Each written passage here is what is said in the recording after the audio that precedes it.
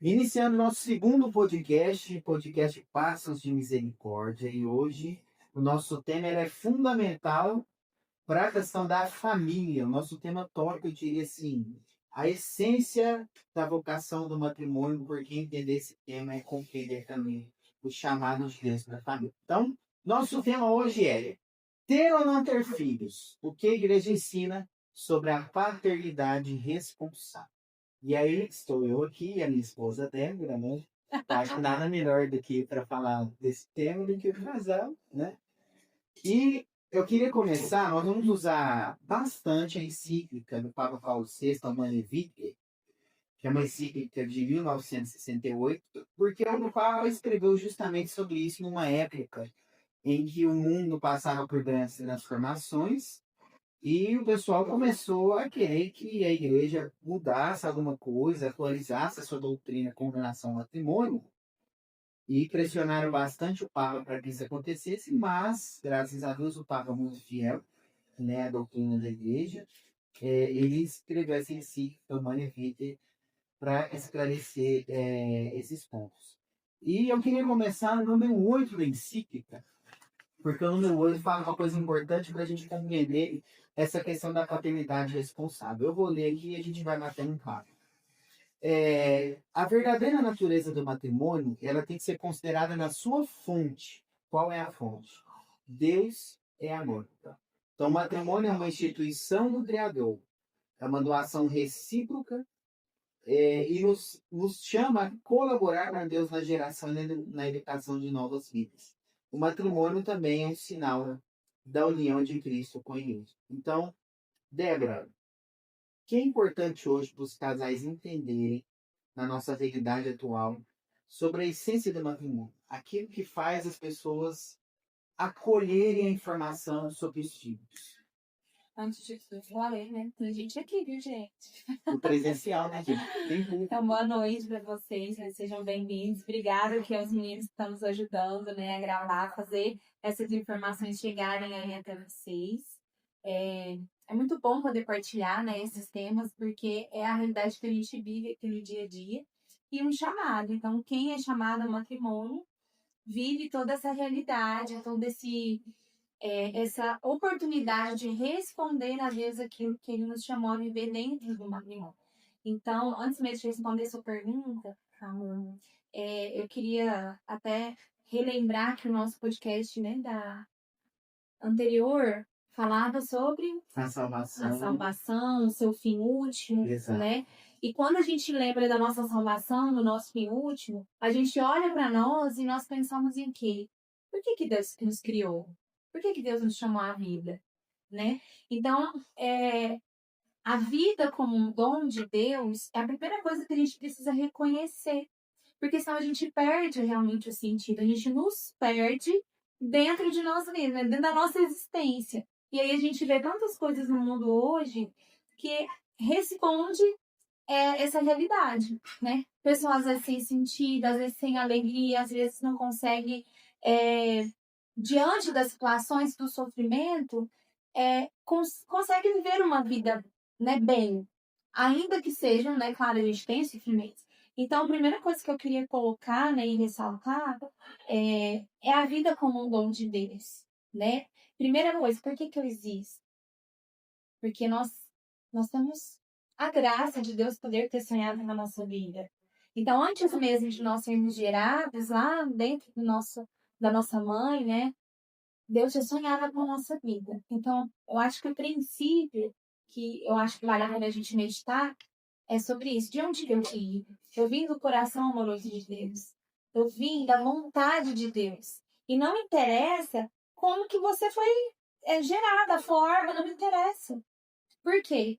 Porque a vida é um dom. E o catecismo também até deixa aberto aqui, o catecismo nos fala muito disso. A vida como um dom. Então, o filho é um dom. E o que é o dom? É um presente. É um presente. É algo que Deus dá, a gente não, porque a gente não existe porque a gente merece.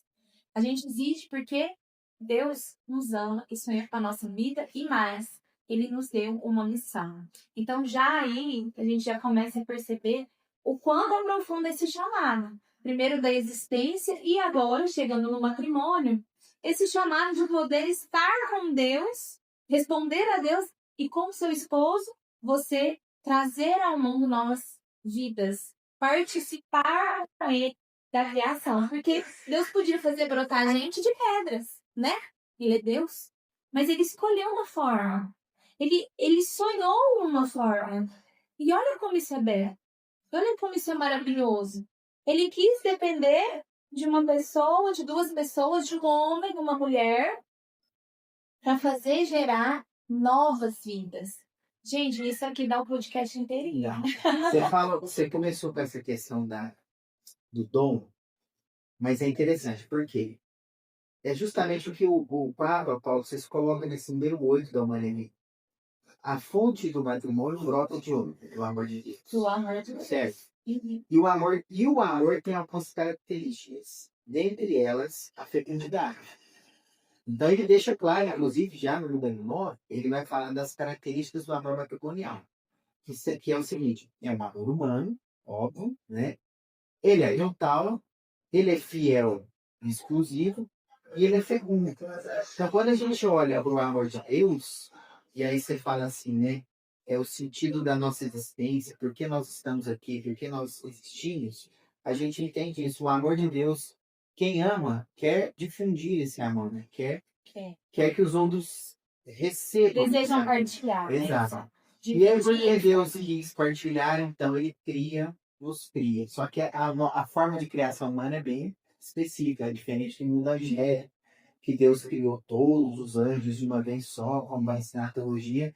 Mas o ser humano tem um ritmo, tem um processo, e tem uma instituição que Deus fez para que os seres humanos pudessem existir.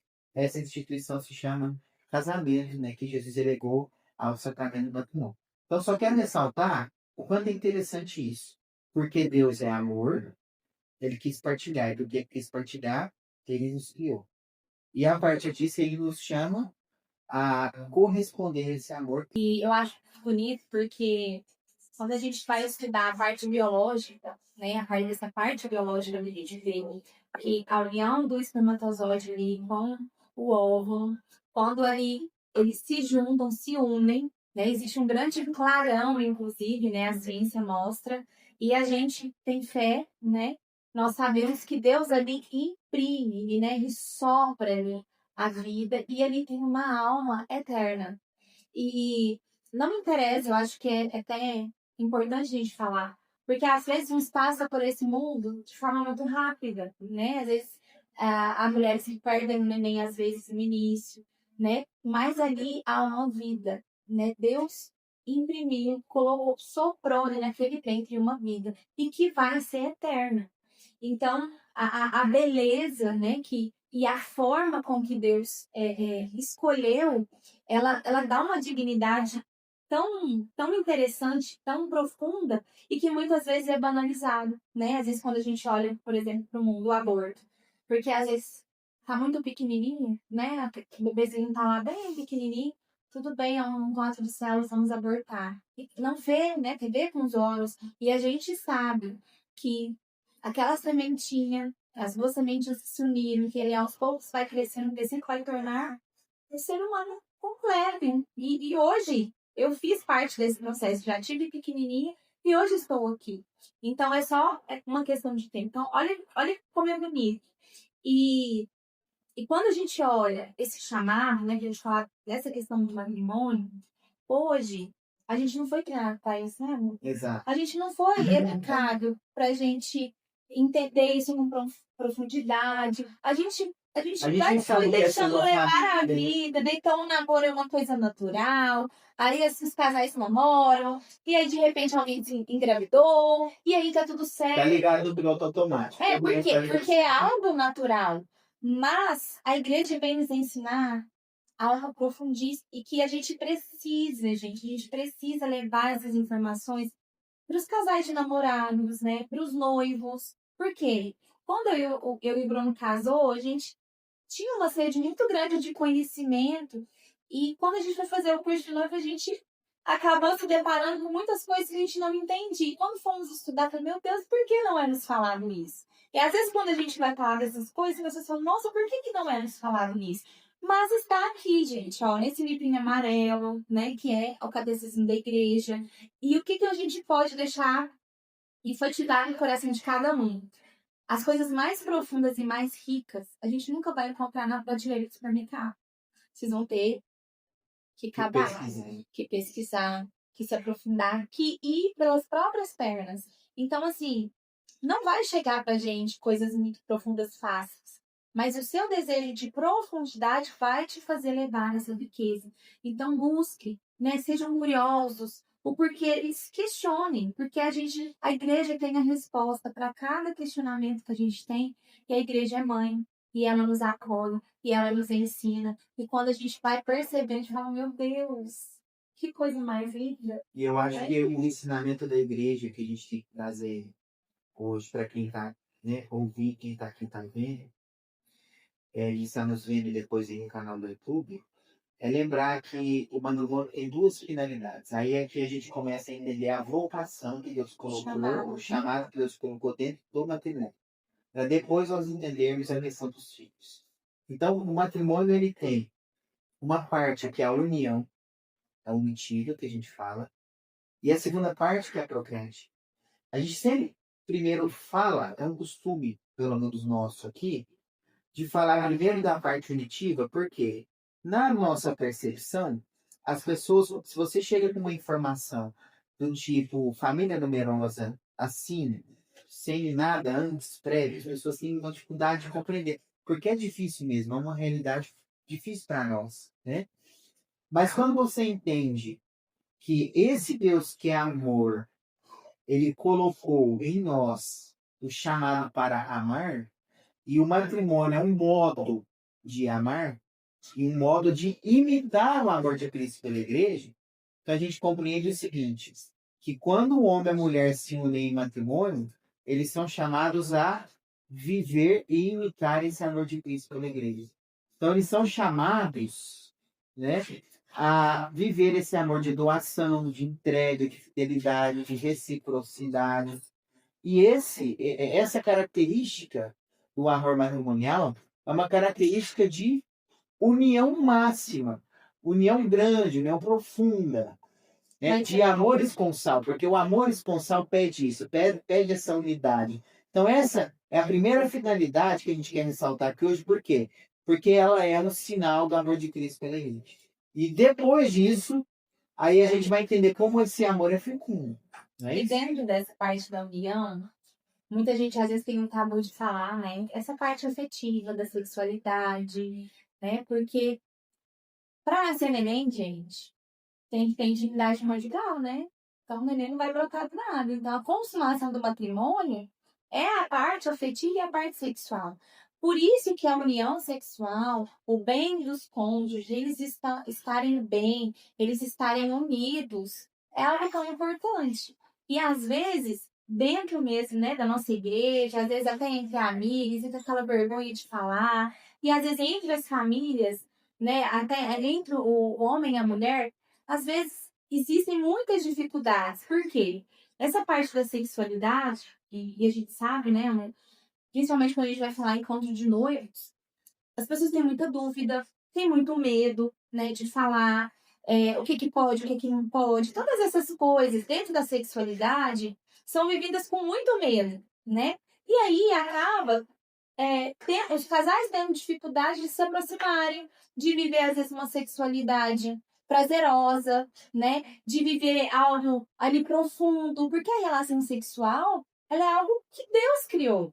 Então, o prazer, o ápice, né? Isso é maravilhoso. Por quê? Porque se não fosse maravilhoso, gente, não ia nascer bebê. Aliás, foi uma coisa. E olha, ele vai sentar. Não, não, o que eu queria só complementar é o seguinte. Isso tá João Paulo II Na ensina teologia de do forma corpo. fantástica no teologia do corpo. Eu não vou explicar isso aqui de forma profunda, porque seria um curso mesmo, mas assim, só vou citar, certo? O que as pessoas ainda não entenderam sobre sexo e sexualidade? É o seguinte, pensa comigo. A característica do amor matrimonial, do amor esponsal, é uma característica exclusiva desse amor.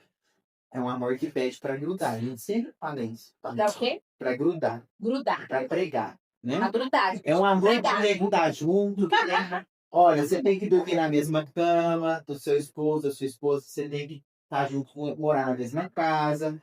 É a característica desse amor. Juntar essas escovinhas de dente. Não é à toa que a Eucaristia é um sacramento que, na intimidade máxima, porque é um Deus que está dentro de nós. Então, olha, Nosso Senhor deixou seu corpo, sangue, alma e divindade em um sacramento, que é um sacramento de intimidade, certo? Porque o amor de Cristo pela igreja é esponsal. A característica do amor esponsal é essa. É um amor que pede união íntima. Agora, gente, leva essa lógica para a sexualidade. Você vai entender o seguinte: o que é a sexualidade? É o modo como nós temos de vivenciar esse amor no corpo. Com o corpo. Porque o corpo é bom. Então, a sexualidade é um amor que pede para grudar. Certo? É um amor que imita o amor de Cristo pela igreja. Então, os cônjuges imitam esse amor de Cristo pela igreja. E não só eles vivem isso no mundo espiritual, porque nós somos corpo e alma espiritual. Mas eles vivem isso no corpo também. Então, quando um casal tem uma relação sexual, o que eles estão fazendo? Imitando também com os corpos o amor de Cristo pela igreja, que é um amor responsável. Olha que coisa legal. Um amor de entrega. De E aí que tá, gente. Os namoros de hoje, como que são? Você conhece o corpo da pessoa sem ela se entregar inteiramente, sem ela fazer aquele compromisso, sem ela ser sua, né? Então, assim, o matrimônio, o sacramento do matrimônio, ele vem com selar, né? Essa fidelidade, essa união. E na união sexual, né? Ali se tem o quê? Uma entrega total, a entrega de si mesmo. Então, você entrega o seu corpo pro outro. É o dom de si. O dom de si. Você falou que a vida é um dom. A vida é um dom. E o amor responsável é o dom de si. Você entrega aí o corpo, gente, o corpo mesmo, né? Então existe prazer na relação sexual, existe carícia, existe carinho. E aí, a sexualidade não é só o ato sexual. E a mulher e o homem é diferente nesse ponto. E aí dá muitos atritos, né, meninas? Por quê? Porque o homem, ele é muito diferente nessa expressão sexual e a mulher é toda dengosa, a mulher, né? Ela precisa de ter essa afetividade mais aflorada, então você precisa chegar realmente com flores, então você precisa E os homens cuidar desde o início ali, porque senão à noite, meu filho, não vai ter nada. Então, assim, a mulher é diferente, a gente precisa falar dessa realidade, né? Então, assim, se os dois conseguem, a gente consegue entender a diferença do homem e da mulher nesse ponto, aí a gente precisa fazer um curso para os homens, gente, vamos pensar aí, né? Um curso aí para os homens entender um pouco mais desse lado, porque existe dificuldade reais. Eu sou instrutora do pé de violação Billings.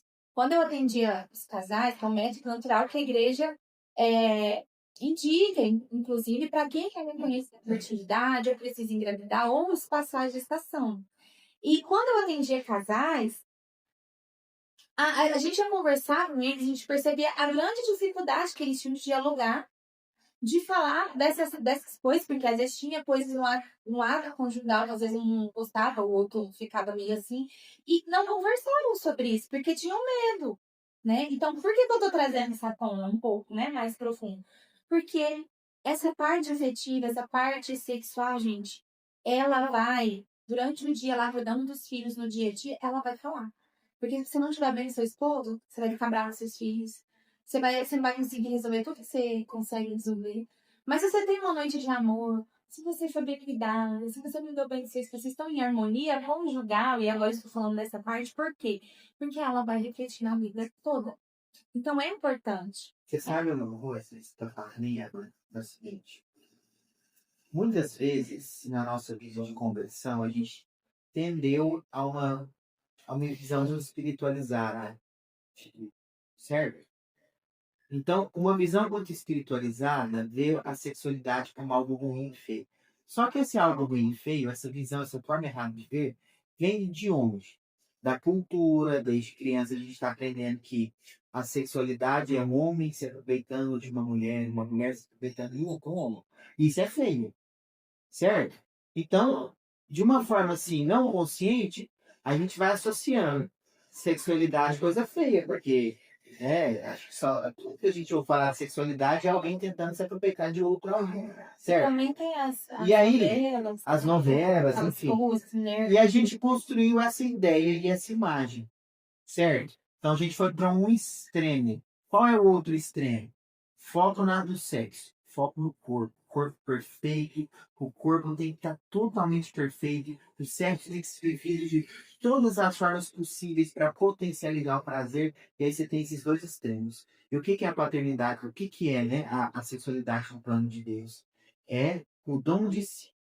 Então, o dom de si é: eu te amo com o meu corpo, eu amo também você no seu corpo. Ou seja, eu estou no meio termo, que é a justa medida das coisas, né? Eu não trato você, o físico, como algo ruim, mas eu também sei que o físico não é tudo. O tudo é o homem todo em Deus, corpo e alma espiritual, né? Então, trazer essa questão da sexualidade é importante, porque por muito tempo, às vezes, a gente acha que isso é pouco no matrimônio. Ou o outro extremo, que isso é tudo no matrimônio, certo? Mas, na verdade, isso colocado no meio No lugar certo. no lugar certo, isso salva muitos casamentos, inclusive. E a gente precisa lembrar que a gente vai ficar novinho para sempre, né, gente? Então, o auge da nossa sexualidade, da nossa fecundidade, da nossa fertilidade, está na juventude. Vai chegar um tempo que as coisas vão funcionar mais com o nosso corpinho não vai funcionar mais não. E aí? Né? Como é que vai ser, né? Vamos deixar essa conversa no devolve. Não, precisamos trazer. E eu acho tão bonito quando eu olho, a gente vai estar na missa e vai lá dar a benção para aqueles casais já tão, né, tão velhinhos. Esses dias nós vamos ver, teve um casal que estava com 75 anos de matrimônio. 75, não foi? 75. Eles tinham 90 e poucos anos, e estavam lá os dois, gente. Casaram novinhos. A gente fazia a conta, parece que as contas nem batiam. E assim, a fidelidade para eles chegarem ali, meu Deus do céu, foi muito saboroso. Foi muita coisa que passaram. E aí a gente tem que viver o quê? Cada fase com intensidade. No pleno, na plenitude, gente. Então, se tão jovem, a gente vai ter mais disposição né, à vida sexual. Vai chegar um tempo, os filhos ali acordando a noite inteira, e esse negócio vai diminuir um pouco, né?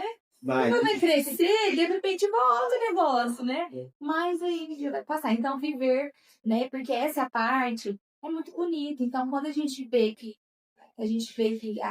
as novelas, né, desvirtuaram toda essa beleza, tiraram toda essa beleza, nós precisamos resgatar novamente. E purificar também o nosso coração, o nosso olhar, né? De olhar para o outro e falar assim, ele é meu, o corpo dele é meu. Admirar, ter essa admiração, né? E a mesma coisa, a mulher deixar-se admirar pelo esposo, porque você é dele. E aí, né, ter essa intimidade, ter essa oportunidade de entrega sem a vergonha, mas com a medida justa, como o Bruno colocou, é algo maravilhoso, gente, né? É algo bonito. E que vai trazer o quê? Um fruto, né? Essa união gera vida, Aí você né? dá um gancho aí pra gente falar da segunda parte, que é mais especificamente o nosso tema. Então, o matrimônio, ele é punitivo, mas ele também é procreativo. Por quê? Porque o amor de Deus, né, é um amor fecundo. Que transborda, Que esse amor transborda, né? E aí ele quis partilhar conosco esta fecundidade. Agora, é a parte mais delicada quando a gente vai falar com casais, ou que, né, até mesmo para a nossa própria conversão de família, quando a gente toca no assunto dos filhos. Por quê? Até mesmo o Papa, Paulo VI, ele reconhece, no primeiro tópico lá da Humanae Vitae, ele fala que nós devemos reconhecer as angústias que muitos casais sentem sobre ser família numerosa, né? Os medos, as angústias, tantas coisas passam no nosso coração. Por quê? Que a Débora falou bem, nós não fomos bem formados para sermos família. Nós descobrimos, de repente, casamos e descobrimos que nós tínhamos se constituído uma família, certo? E aí ficou muito no nosso imaginário mal formado, né, na nossa cultura e tudo mais, o filho, muitas vezes, ele é para nós um problema. Às vezes a gente não tem coragem de falar isso, às vezes a gente finge que não sente isso. É igual o pessoal fica assim, né? Filho é bênção, mas eu não quero ter essa bênção agora, né? Quando a gente vai a fundo procurar a raiz desse problema, é aí que nós vamos entender a paternidade responsável. Grande parte, o que, que a gente precisa evitar sempre? É aquele tal de egoísmo, aquele vício que nos faz querer, né, olhar para os filhos como alguém, né, que vai tirar nossa felicidade, o nosso tempo, o nosso dinheiro, o nosso passeio, a nossa viagem dos sonhos. E aí, por conta disso, a gente fica meio desordenado. E vou passar já a palavra para a Débora falar um pouquinho sobre isso. Mas antes eu queria citar aqui o número 12 da Humana Vida, que o Papa fala o seguinte, que entre a união, entre o caráter unitivo e procreativo do matrimônio, Deus quer uma conexão inseparável. Sério? Então, o ato conjugal, ele conserva integralmente o sentido do amor mútuo e a sua ordenação para uma altíssima vocação se ele mantém unidos esse caráter unitivo e progressivo. Quer É, comentar? a gente tem que pensar gente, o seguinte: nossos avós, quantos filhos tiveram? Nossos tataravós tiveram muitos filhos. Até mais ou menos 1950, que foi mais ou menos né, que teve o surgimento das pílulas anticoncepcionais, surgimento das cesáreas e, enfim, os métodos contraceptivos, a família era algo normal, gente. Todo mundo engravidava e tinha que parir na roça do jeito que desse lá, com a parteira e vamos lá. Era, gente, quase 2000 anos foi assim. Era algo natural. O filho era algo muito natural. Olha como tá recente para nós. 1952 foi quando surgiu a reunião anticoncepcional. A primeira pílula foi fabricada. E aí essa novidade chegou, a gente sabe, não vou entrar nos detalhes, que não foi por acaso, gente, que de 15 filhos, a próxima geração foi 2 e nada mais. Vocês acham mesmo que foi, né? A minha avó tinha 14 filhos. A minha mãe teve 2. Foi tudo natural, foi coisa da cabeça dela. Não. Nós fomos influenciados a esse número, né? A gente foi influenciado por uma cultura. O Papa João Paulo até nos ensina também sobre essa cultura, que fala com a cultura de morte. Você que dá um outro podcast, a gente vai falar ainda sobre a cultura da vida, né? E aprofundar um pouco mais sobre essa agenda que tem aí, né? Devastado com aborto, eutanásia e mais um monte de coisa. Hoje sai uma informação muito grave. Depois a gente pode falar um pouco sobre isso, né? Esse tema. Mas, enfim, é muito recente essa ideia de contracepção e essa questão para nós. Então, era muito comum e muito natural. No entanto, a nossa cultura mudou, né? Antigamente, as mulheres viviam lá na roça, cuidando dos filhos, fazendo a comida, os maridos iam para as lavouras, e aí veio toda uma revolução industrial, veio as mudanças, teve mesmo mudanças. E até quando eu brincava com a minha avó, que teve 12, eu falava, vó, eu quero ter o mesmo tanto de filho, porque a senhora falava, minha filha, você não é doida, ter filhos nos dias de hoje é tão difícil. Eu brincava com ela, né? Nossa, vô, mas a senhora não tinha água encanada chegando lá. A senhora não tinha energia elétrica, não tinha geladeira, tinha que guardar as coisas, a carne nas banhas lá. Gente, era um sofrimento. Eles andavam não sei quantas léguas, né? 30 quilômetros, pra poder lavar uma roupa. Dormia lá, lavava só os pezinhos pra dormir, porque tomava banho no rio, era aquilo lá mesmo, contava e pronto.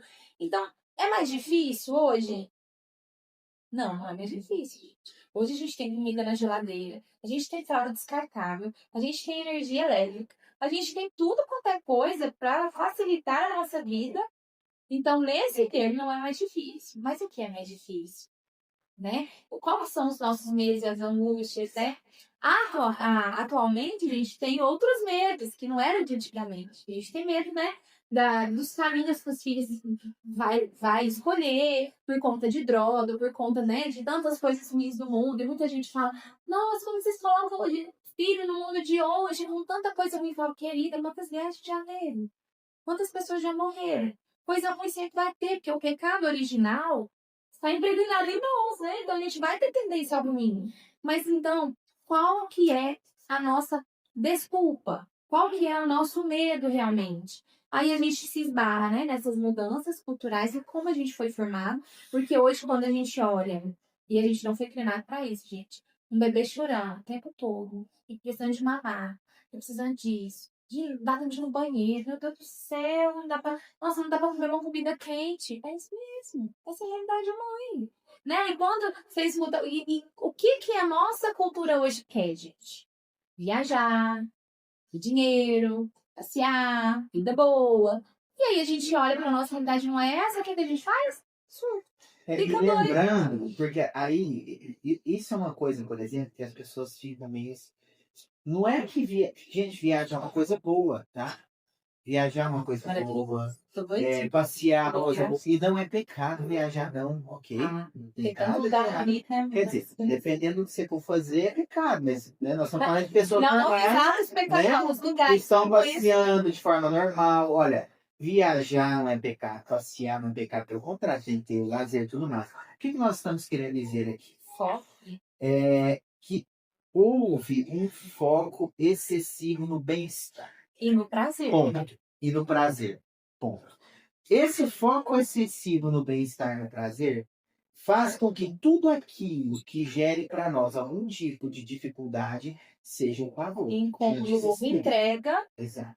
vamos ponderar. Então aí muda a visão de antigamente, uma vida sacrificada, gente, era normal. Né? Os nossos avós lá tinham uma vida difícil. Gente, hoje tomar banho na água fria, fala sério, quase não faz se tiver que tomar banho na água fria. A gente vai vivendo uma coisa muito natural. Fico pensando Né? aqui perto. Dormir. Você acha que tinha esse colchãozinho ortobon, gente? Era paga mesmo. Olha as Você já viu penitências. aquela casinha de pau armita lá no Siqueiró? Ah, Perto de nós de tinha barro, era minha mãe. Aí eles fizeram uma réplica, nem sei o que é. Gente, não tem lógica. Nossa. Chãozão batido. Sabe? Gente, bicho andando Bicho na andando casa. na casa. A casa era no barro mesmo, né? Que tinha 2.000 de chagas e tal. Gente, isso não tem o quê? Não tem 100 anos. Pensa, não tem 100 anos. É um negócio muito, muito, muito perto de nós, né? E eu não sei como vai ser a geração pra frente, mas é muito próxima de nós. E aí que tá, né? Quando a gente olha tudo que a igreja ensina da beleza, da entrega, e aí a gente olha para o mundo e vê a proposta do mundo. Não, vamos viajar, vamos estudar, vamos ser rica. As mulheres, né? Vamos se empoderar, vamos focar no seu trabalho, né, no mercado de trabalho. Aí a gente percebe uma grande estratégia, porque, gente, isso é bom, a gente precisa estudar. A gente precisa trabalhar, a gente precisa ter dinheiro, é uma realidade do mundo. E é uma realidade de todos os terços também, gente. Não é uma realidade avô. No entanto, hoje, com tantos recursos a mais, há como os casais, principalmente aqueles que católicos, né? Eles estão aí se organizando, estão noivos, estão namorando, tem como se organizar já com esse pensamento. Eu vou me casar, eu tenho a missão de cuidar da minha esposa, dela cuidar de mim, e vai vir os frutos do nosso amor. Como que a gente pode se organizar para a gente receber esses frutos? Como que a gente pode organizar a nossa vida? Porque nós não pensávamos assim, né? De forma tão exclusiva, até para escolher a profissão. Então, se você for pensar e tiver esse carinho, esse cuidado, rezar, razonhar junto, dizer que eu quero trabalhar, eu quero fazer alguma coisa, eu quero uma profissão, me ajuda a organizar a nossa vida para isso ser possível para que os filhos também venham. Mas não, isso não é mais colocado na nossa vida, porque o foco, né? Até a minha mãe, né? As mães de muitos de vocês também fazem. Tem que estudar! Você tem que estudar! Você tem que estudar! Tem que estudar, porque nossos avós não têm estudo, gente. A minha mãe foi até a 4ª série. E qual era o medo deles? A gente não conseguir se sobressair. Tá, mas olha só. Aí me pergunta que todo mundo quer fazer. Tá bom.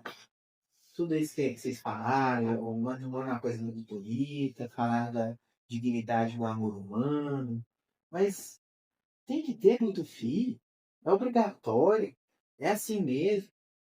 Né? O que a igreja ensina sobre isso?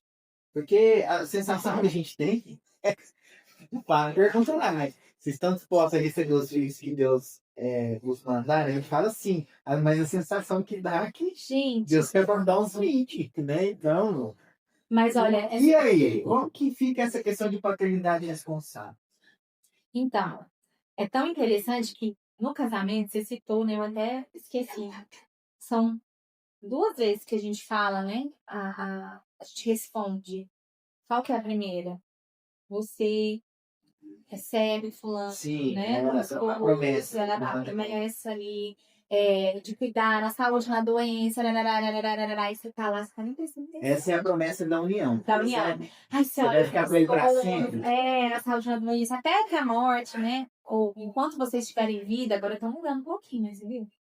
Ou enquanto vocês em vida estiver, tarará, a gente fala assim.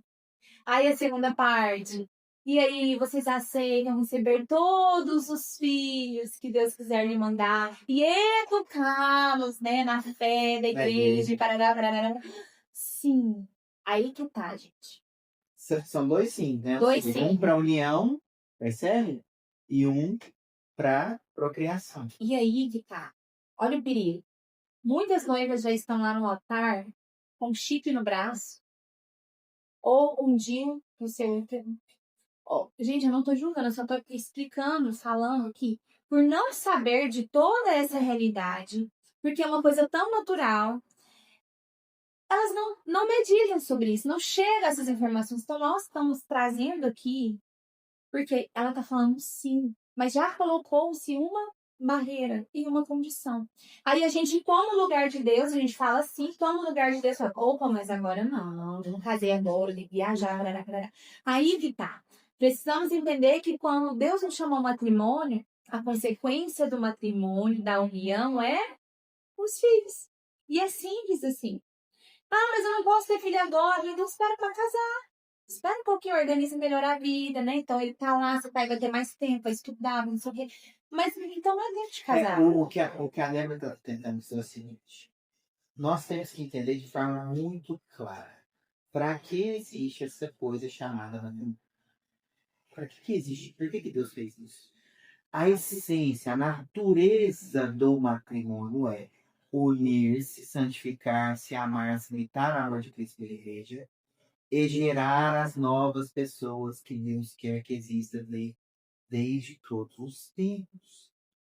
Isso é a essência desta vocação chamada matrimônio. Ou seja, se você não quer viver isso, você está indo contra a essência da sua própria vocação. Isso, e o chamar que Deus faz ao matrimônio. Aí, gente, que tá. Então, se não tá prontos para receber os filhos, espera um pouco mais, né? Vamos esperar, porque agora não cabe um filho. Um dia uma pessoa me falou assim, Débora, não cabe um filho na minha rotina agora. Então, vamos esperar mais um pouco para casar. Por que vai casar se não cabe um filho? Ah, tem que fazer isso, tem que fazer... Então vamos esperar um pouco mais para casar. E olha, que tem coerência, porque às vezes, e outra coisa, né? Agora que eu lembrei. Às vezes quer montar toda uma coisa, vocês têm minha casa, com meu carro, não sei o quê, para receber o filho melhor. Aí a igreja, para casar, aí eu quero ler aqui o que a igreja ensina. Porque cada casal, gente, ele vai ter autonomia. Um diretor espiritual, uma pessoa que pode ajudá-los a discernir aquilo que não é egoísmo, né? E aquilo que é uma realidade mesmo do casal. Aí aqui, gente, ninguém pode adaptar, nem eu posso adaptar a canto de ninguém, não pode ajudar.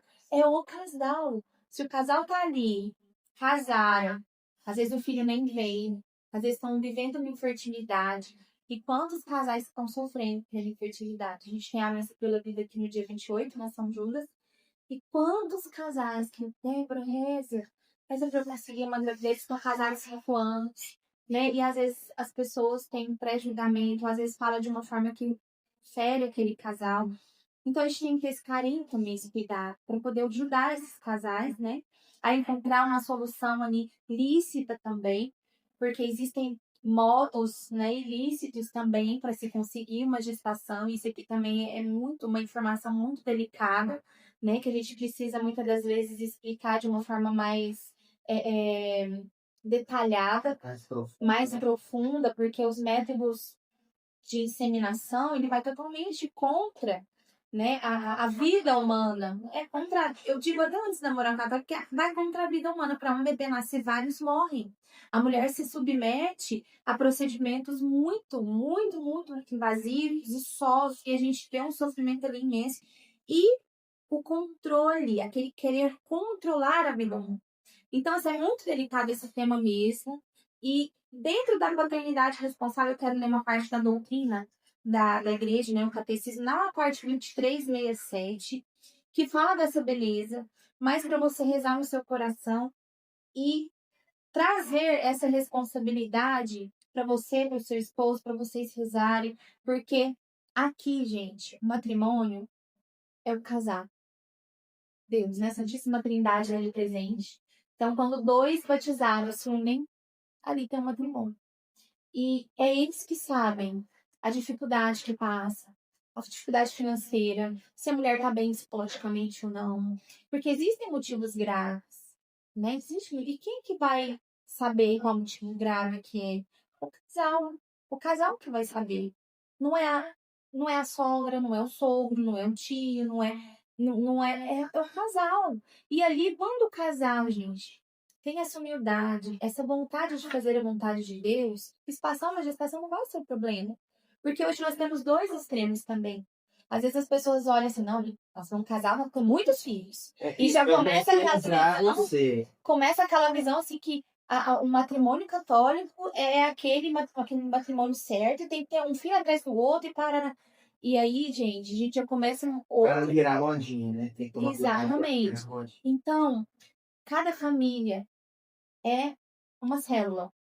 E aquela célula, aquela família, ela que vai ver essa realidade. E aí, dentro do catecismo, ele vai dizer, ó, chamados a dar a vida, os esposos participam do poder criador e da paternidade de Deus. Os cônjuges sabem que no ofício de transmitir a vida e serem educadores, o qual deve ser considerado como missão própria deles, são cooperadores do amor de Deus Criador e como seus intérpretes. Olha que coisa dela, gente.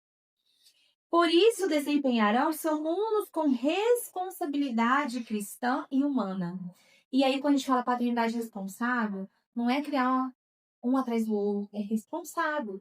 É você estar bem para cuidar, você estar ali ciente das dificuldades, mas dispostos, né? Então, a disposição. Um aspecto particular dessa responsabilidade diz respeito à regulação da procriação. Por razões justas, os esposos podem querer espaçar os nascimentos de seus filhos. Podem querer, gente. Não tem nada decretado. Porque o casal pode ter essa necessidade. Cabe-lhes verificar que o seu desejo não provém do egoísmo, mas está de acordo com a justa generosidade de uma paternidade responsável. E aí, quando a gente olha para um casal que queria tanto ter um filho e às vezes não pode porque a mulher não está com saúde, às vezes o marido não está bem, e ela sofre por isso, porque ela tem que passar uma gravidez, porque ela desejava ter um filho. E muitas das vezes, isso é uma pessoa consciente. E também nós temos outras situações.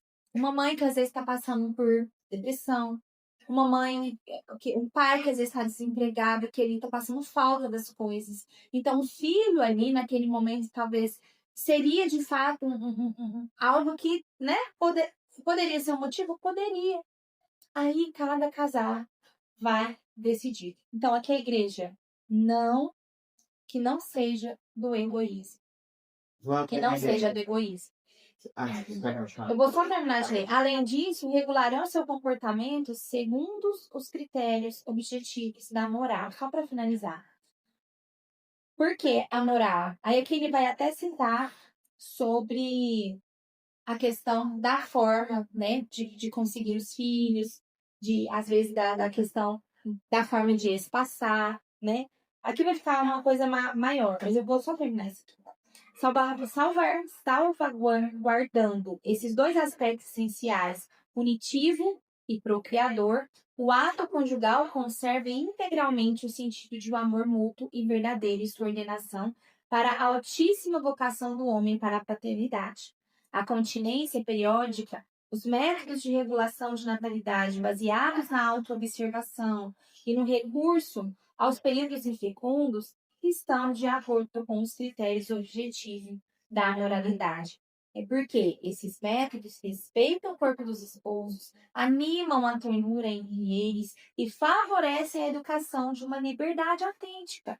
Em compensação, é intrinsecamente má toda ação que, ou em previsão do ato conjugal, ou durante sua realização, ou também durante o desenvolvimento de suas consequências naturais, se proponha como fim ou como meio tornar impossível a apropriação. Ficou difícil para Deixa eu explicar. Vai sentar? Detalhe importante. Gente, olha só. Depois que eu aprendi isso, fez tanto sentido para mim. Às vezes a gente tem dificuldade de entender por que a igreja é contra a contracepção. São vários motivos. Mas tem um, porque ele é muito coerente. Que é o seguinte. O amor matrimonial, porque é um amor que imita o amor de Cristo pela igreja, ele é um amor de doação total da pessoa. Uma pessoa doa-se totalmente para outra pessoa, que também se doa totalmente e ambos se recebem totalmente. Certo? Quando você pensa na contracepção, e aí nós estamos falando aqui de toda contracepção, o que está acontecendo nesse momento? Uma parte da pessoa você tirou do amor. Não é mais total. É como se eu virasse para minha esposa, para dela, e falasse assim: olha, eu te amo demais, mas tem uma parte sua que eu não quero. Você pode tomar um anticoncepcional, porque eu não gosto dessa parte sua. Essa parte sua tem que ficar fora da nossa relação. Quando eu faço isso, eu descaracterizo o amor que é total. Ele não é mais total. Ele é falsificado, certo? A contracepção falsifica o amor justamente porque tira a totalidade da doação da pessoa. Eu não vou doar tudo que eu dei para você, uma parte minha, eu vou reservar para. Aliás, eu tiro da nossa relação. Então, quando a igreja coloca a paternidade responsável, o que ele está querendo dizer? Se há motivos graves para espaçar uma gravidez, esse casal deve utilizar de métodos naturais que respeitem a natureza desse amor que é total. Qual é a natureza do amor que é total? Quando for vivenciado uma relação sexual que é justamente um modo de demonstrar a totalidade desse amor no corpo e na carne, ele seja total. E só não vai haver uma gravidez porque a mulher não está no período fecundo. Mas aí é natural. É a natureza. Respeitando o corpo dela. Respeitando. Ela está infértil. Exato. Essa é a questão. É uma falsificação do amor que nós aprendemos desde pequenininhos. Por quê? Porque a sexualidade sempre foi vista como uma forma de extrair o prazer do outro. É muito simples, gente. Se tá todo mundo pensando em extrair o prazer de todo mundo, as pessoas estão preocupadas em amor total? Claro que não. E aí não entra na cabeça da pessoa nunca. Por que ela não pode usar uma camisinha? Por que ela não deve tomar uma pílula? Por que ela não deve fazer vasectomia? Por quê? Porque a cabeça dela foi formada nessa cultura que é contrária ao amor total. E a paternidade responsável é fantástico, porque ele convida os esposos a uma conversão juntos. Olha, vocês estão vivendo uma vocação para o amor. E esse amor é total e fecundo. Vamos, as pessoas se converter juntos. Como é que nós vamos se converter juntos? Primeira coisa, eu preciso reconhecer que há em mim essa marca, essa desordem. E aí, gente, a paternidade responsável é isso. O pai, a mãe, os cônjuges, eles olham para o outro diante de Deus, muito, né, o ideal seria diante de um diretor espiritual, e eles estão ali ponderando, é o que vai falar Papa Paulo VI na Bonevite, eles vão ponderar. Ponderar o quê? Nós fomos chamados a ter muitos filhos, não porque é Deus que manda, não é todo mundo que vai ter muitos filhos. É que a gente já tem que começar por aqui. Mas a gente é chamado a ter os filhos. E, ao mesmo tempo, nós temos razões graves, muitas vezes, para espaçar uma gravidez. Exemplo, a mulher está com problema psicológico sério, ou o homem, uma doença grave, a mulher, sei lá, a família está passando por um sofrimento muito, muito grave, uma pobreza muito excessiva. Então, nós temos motivos graves para espaçar uma gravidez. E aí, de forma responsável, nós espaçamos respeitando a natureza. Isso é fantástico, porque isso converte o casal. E assim, eu vejo que quando, né, até nos atendimentos mesmo com os casais, quando isso vai entrando no coração e a gente vai entendendo, né, o que que é a vida de fato, porque, gente, quem tem filho sabe, quando nasce uma vida, muda toda a vida da gente. Cada filho muda a rotina, né? A gente tem que se organizar tudo de novo. Mas aquela vida ali, a ausência dela também seria outra completamente diferente. Então, você se imagina sem seu último filho? Como seria a sua vida sem seu último filho? Você queria excluir um filho que você teve? Não, vamos tirar esse aqui, que esse aqui vem na hora errada. Hoje, com ele aí, do seu lado? Gente, claro que não. Quando o filho tá ali, você entendeu, você vê pela sua dificuldade ali com ele, você vê que assim, nossa, não nem se compara. Então, os nossos medos, né, e às vezes é algo muito particular de cada um, viu, gente? Mas os nossos medos, eles não podem se sobressair diante ali das nossas dificuldades. Tem coisa que a gente vai ter que ir com medo mesmo. Agora, se for grave, se for algo realmente que está no seu limite, não tenha medo também. Porque Deus está vendo tudo. Que não seja por egoísmo. E quem que pode saber do seu coração? Além de você, seu esposo Deus. E aí sim, aí a Né? parte que a gente quer sempre a justa medida. Não é, não é um planejamento, por quê? Porque o planejamento tem começo, meio e fim. Eu quero ter 2 filhos no meu matrimônio. Pronto, isso é um planejamento. Veja, a paternidade responsável, ela está no meio, por quê? Porque esse casal, se tem motivos graves para passar uma gravidez, entenda isso.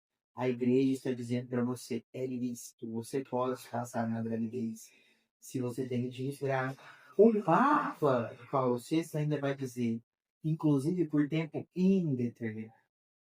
Se você tem um motivo grave que está por um tempo indeterminado, você pode passar uma gravidez por um tempo indeterminado, sempre utilizando os métodos naturais, como, por exemplo, o método de ovulação mística, muito famoso, muito assertivo.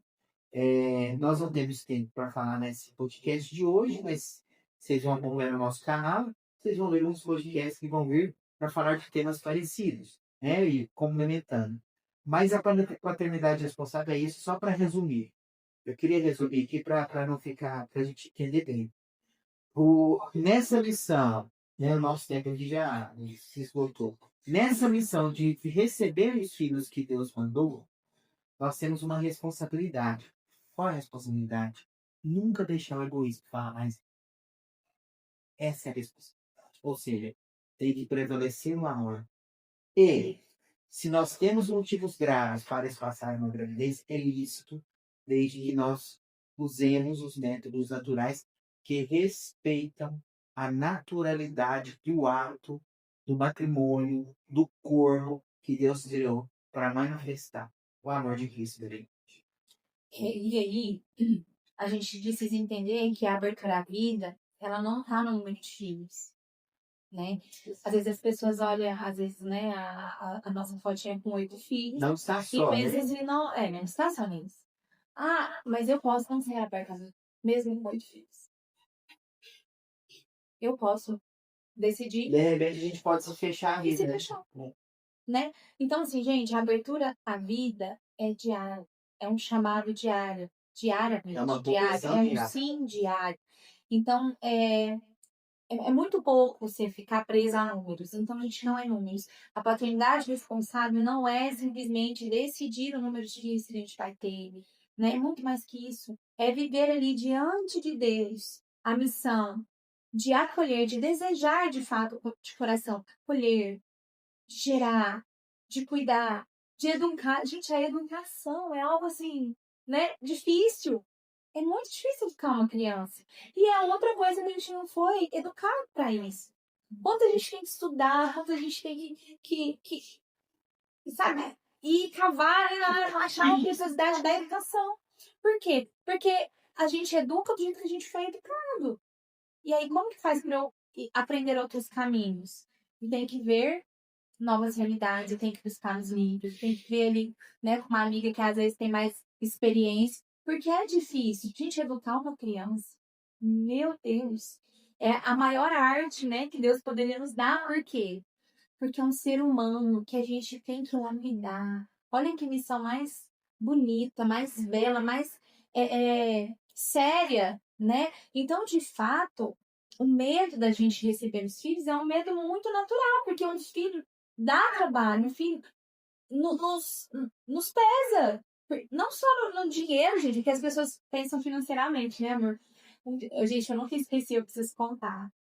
Quando eu estava no meu primeiro emprego, e eu e o Bruno começou a namorar, meu primeiro patrão que eu amo, vou lá até visitar ele essa semana, se Deus quiser. Ele falava assim, eu falava pra ele, não, eu quero casar e ter muitos filhos, né? Ele, minha filha, você sabe quanto que custa um filho? Aí ele fez um cálculo. Quanto que custava um filho até a faculdade? Eu lembro direitinho o valor.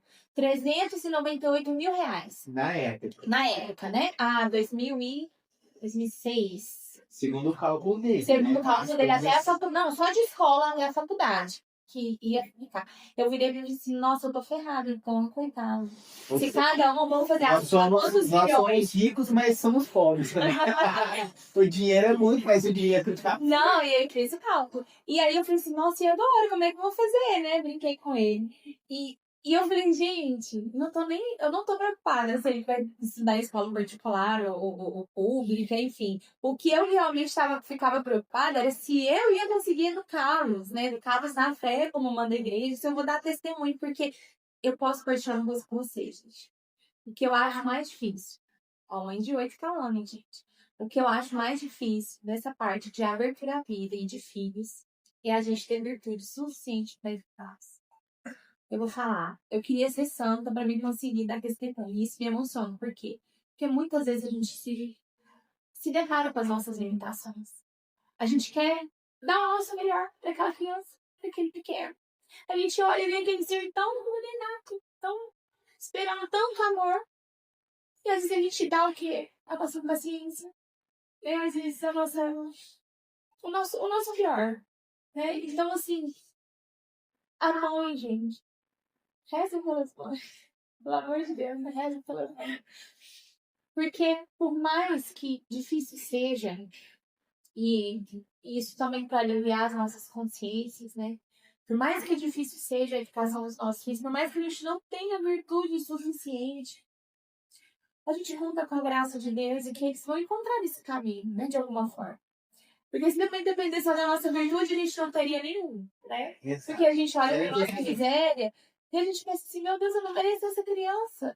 Quantas vezes, né? Às vezes a gente se depara ali no dia a dia, na correria, e você às vezes fala de forma brusca, às vezes você corrige de forma ríspida, de exagerada, que não precisa. Então, assim, essa parte é a mais difícil. É a gente ter virtude, né?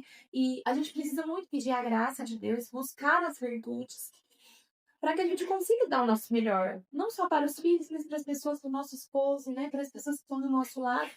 Porque nós temos uma missão, né? Uma missão nessa terra. E eu acho isso mais difícil. Não Mas, acho que quer terminar? e, não, é isso. E eu acho que a gente. Por isso que a gente aqui é uma comunidade, né? A gente tem muitos amigos aqui, conta com muitos amigos. Por quê?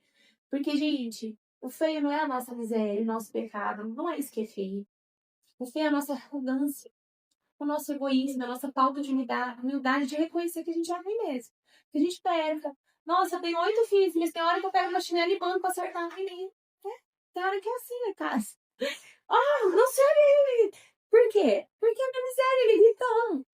Então, eu penso que a gente precisa se evitar. Quando a gente vê ali um outro que está fazendo de uma forma diferente de educação, quando a gente lê um livro, quando a gente estuda as coisas da igreja, aquilo vai nos ajudando, vai nos fortalecendo, e a gente olha e fala, não tô sozinha.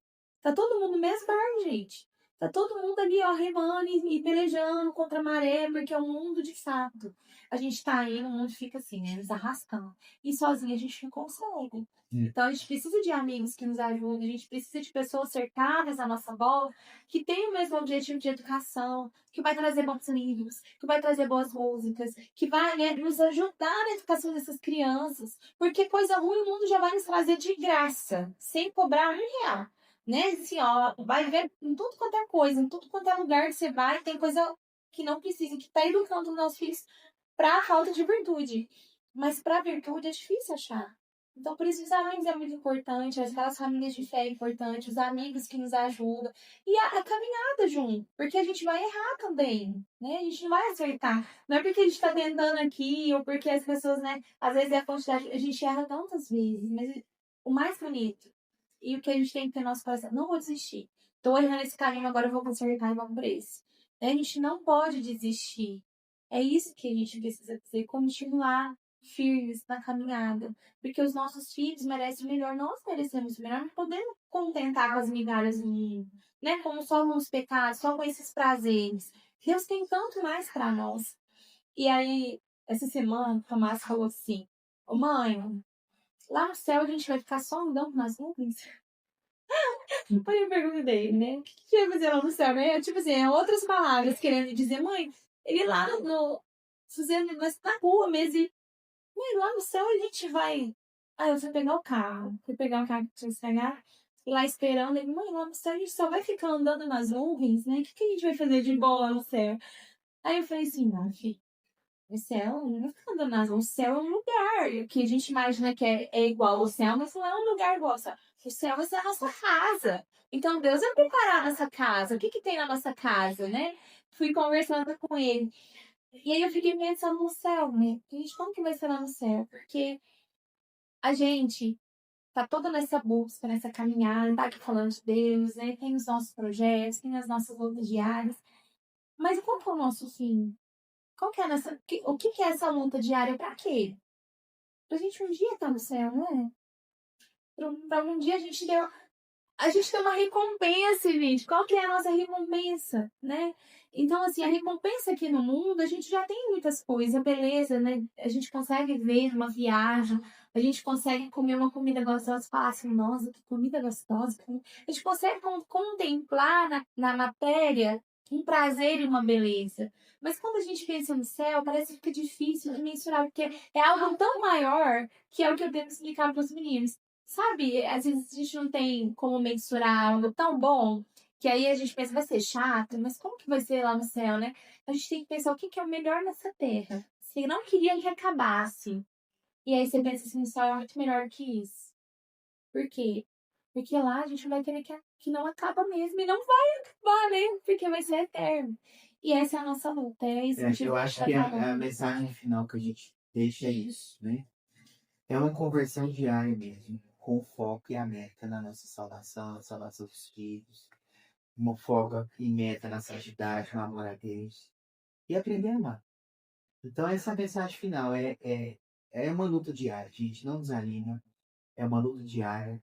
Foco nisso e vai firme, porque no final o que nos agrada, o que nos espera, né, da parte de Deus é muito superior a qualquer sofrimento que a gente tenha passado assim. E é por isso que É vale a isso. pena a fidelidade. Né? A gente tentar ser fiel a esse chamado. Então, vamos juntos, né? Seguir, tentando viver essas duas promessas, né? Com amor, a fidelidade com o cônjuge, né? Então, por isso que a gente precisa estar atento, gente. Fechar as nossas janelas, né? Por que tantos divórcios? Por que tantas brigas? Porque às vezes a gente deixa janelas abertas, a gente deixa a possibilidade, às vezes, de um matrimônio acabar, né? Então a gente precisa fechar essas janelas. Falar, não, a gente vai até o fim e buscar meios, buscar ajudas, né? A gente sabe que existe muitos matrimônios feridos, né? Muitas famílias que estão precisando de conversar, de ajuda. E existe uma solução para o matrimônio ferido, existe uma solução para a educação dos nossos filhos. E o nosso objetivo, né, nesse podcast, nesse projeto, é de fato a gente dar esses passinhos, né? A gente caminhar junto, a gente buscar junto sem desanimar. Porque às vezes a gente vai olhar para o mundo e falar, nossa, tá difícil. Então mesmo, mas é possível. Então, fica essa mensagem final. É possível. Vamos dar o nosso melhor e contar com a graça de Deus. Porque com a graça de Deus a gente pode lutar. Né? Amém. Amém?